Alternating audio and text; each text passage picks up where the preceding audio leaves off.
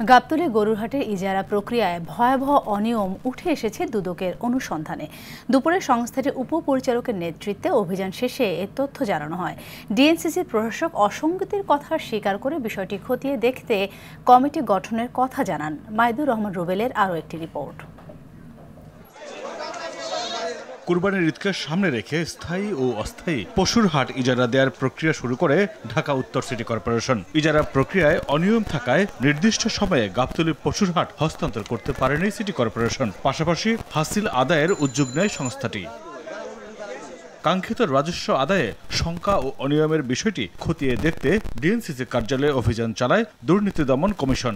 2 ঘণ্টাব্যাপী দরপত্র আহ্বান প্রক্রিয়ার নথিপত্র যাচাই বাছাই শেষে দুদক জানায় ত্রুটিপূর্ণ ইজারা প্রক্রিয়ার কথা। কে বা কারা দায়ী বিষয়টি খতিয়ে দেখা হচ্ছে বলেও জানান দুদকের এই উপপরিচালক। রেকর্ডপত্র আমরা নিছি আজকে, রেকর্ডপত্র এখন এটা পর্যালোচনা করব, দেন এটা আসলে বের হয়ে আসবে যে এই ক্ষেত্রে কে জড়িত বা কে আছে বা কি হয়েছে, এক্স্যাক্টলি কে দায়ী সেটা আমরা রেকর্ডপত্র পর্যালোচনা ছাড়া হবে না।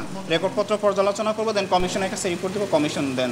অনিয়মের দায় স্বীকার করে ডিএনসিসি প্রশাসক মোহাম্মদ এজাজ জানান, প্রক্রিয়াগত ত্রুটির কারণে ইজারা বাতিল করা হয়েছে। হাসিল আদায়ে নেওয়া হয়েছে নিজস্ব উদ্যোগ। আমরা ইনভেস্টিগেট করে দেখেছি যে ওয়েবসাইটে এটা দেওয়ার জন্য পাঠানো হয়েছিল, তো সুতরাং এটা রিসিভ হয়েছে কিনা, বাকি প্রসেস কি, যারা এটার সাথে ডিউ ডিলিজেন্সে জড়িত ছিলেন তাদেরকে আমি বলেছি তাদেরকে জিজ্ঞাসাবাদ করার জন্য।